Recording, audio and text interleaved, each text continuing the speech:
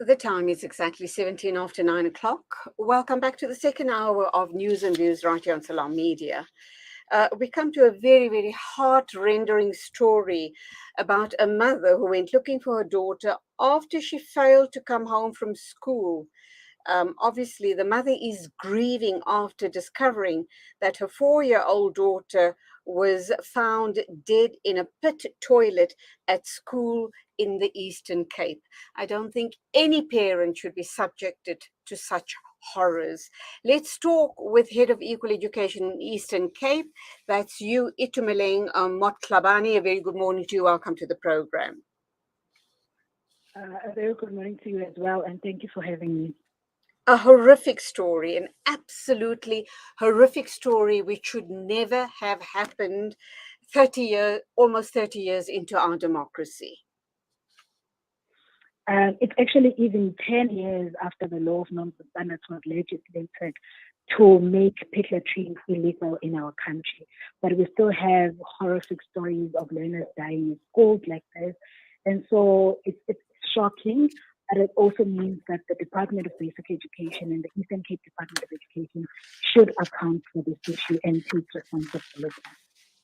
Have we heard from them? Have they commented on this latest horror that has played out in the Eastern Cape, the loss of a four-year-old child in a pit toilet? Yes, the department has come out to announce their condolences to the family. They've visited the family.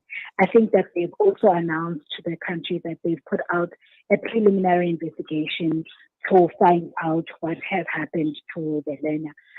But however, as equal education, we want the country to know that pit latrines shouldn't be in schools, and that is the main issue around this incident. We don't want like any issue around whether or not the circumstances of the death of the learner, that they were placed in pit latrine or they drowned in the pit latrine. We want to remind the country that pit latrines should not be in schools. I want to quote a paragraph from a communique sent out by Amnesty International. Shanila Mohammed, Executive Director of Amnesty International South Africa, has said, and I quote, this is deeply sad and unacceptable. This child's death comes a week after the Department of Basic Education missed yet another deadline to eradicate all illegal plain pit toilets from schools. She continues to say that pit toilets are dangerous and not only violate the right to sanitation, but also the right to health, education, dignity, and privacy, while in some cases posing a serious risk to the right of life, all of which are enshrined in the Constitution. Your comments on those comments by Shanila Mohammed from Amnesty International. And sadly, the story will go all around the world and yet again put South Africa in a very, very dark light. We agree. I mean, the compromise of sanitation in schools compromises the dignity of our learners.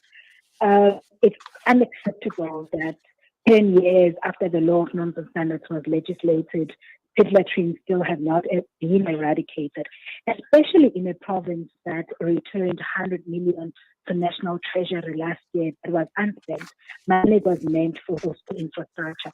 So it tells you clearly that from our leaders, there is no political will to eradicate these pit latrines in our schools, and therefore dignity of our learners continue to be uncompromised. And if we tell you that we have 5,000 schools across the country that still have pit latrines, that means that more than 30,000 learners' lives are at risk. More than 30 learners' dignity is compromised, and that's how big the issue is. And even though in 2018 we saw President Cyril Ramaphosa coming up with the SAFE initiative to say they will eradicate pit latrines, that still has not happened. So it means that there is something wrong with the administration of school infrastructure, especially in the Eastern Cape. Itumeleng, as head of equal education in the Eastern Cape, how are you going to hold government accountable, or the Department of Education, regarding this tragic loss? I also hasten to add that very, very sadly, what is going to play out is all the bigwigs in government are going to visit this family, are going to offer their condolences, are going to offer to pay for the funeral, etc., etc., etc. And then the whole story and the whole sorry saga is going to be forgotten, and we're going to carry on life as per usual. Of how Itumeleng? our government has responded in the past years. As Equal Education, we continue with our school infrastructure campaign, which is hashtag Fix the Schools. That seeks to make sure that the department provides safe and dignified sanitation in our schools. In the Eastern Cape in particular, we are looking at implementing agents, the state organs that get it's state organs and sometimes it's companies that get money from the department to provide school infrastructure, who have delayed in doing so and sometimes have failed. So that continues to be our campaign. And even right now, we don't know the clear details of this case. As I said, that there is a preliminary investigation. So we cannot comment on how specifically for this case we will hold the department accountable.